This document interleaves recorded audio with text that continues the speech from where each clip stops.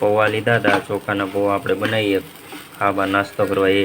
પછી મીઠો લીમડો અને જો 10-20 રૂપિયાની ચણાની દાળ લીધી હતી, મગ દાળ 20 રૂપિયાની નાખી આપણે આમાં, અને મીઠો લીમડો વઘારમાં નાખ્યો અને મીઠું ને હળદરને નાખીને અને મિક્સ કરી લેવાનું તેલમાં તળીને.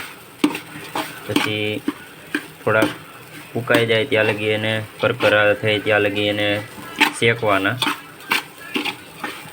અને પૌવાને આપણે કોરા નથી વઘારવાના, એને પલાળી દેવાના એટલે કરકરાને મસ્ત સ્વાદિષ્ટ ચેવડો બને. આવો ચેવડો તમને ક્યાંય માર્કેટમાં વેચાતો મળશે નહીં. આ સ્પેશિયલ આપણી પોતાની રેસીપી છે. આ તમને દુકાને કે આખા ઓલ ઇન્ડિયામાં ક્યાંય આવી રેસીપી તમને જોવા મળશે નહીં.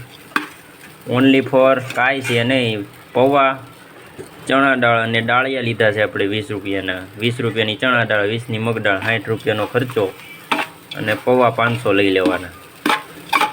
એટલે 100 રૂપિયામાં તમારે 500 જેવો ચેવડો બની જાય. આ તમે જોઈ શકો છો, બહુ જ ટેસ્ટી, બહુ જ મસ્ત નમકીન બને. આ વિડીયો આપણો પસંદ આવે તો યુટ્યુબ ચેનલ કાનપ્રિયા ભાર્ગવ આપણી ચેનલને લાઈક કરો, શેર કરો અને સબસ્ક્રાઈબ કરો.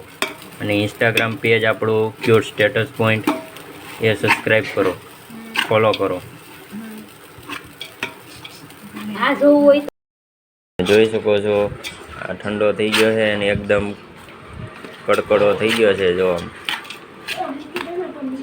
એકદમ ચવાણું હોય ને એ ટાઈપનો પૌવા બની ગયા છે, ચેવડો પૌવાનો.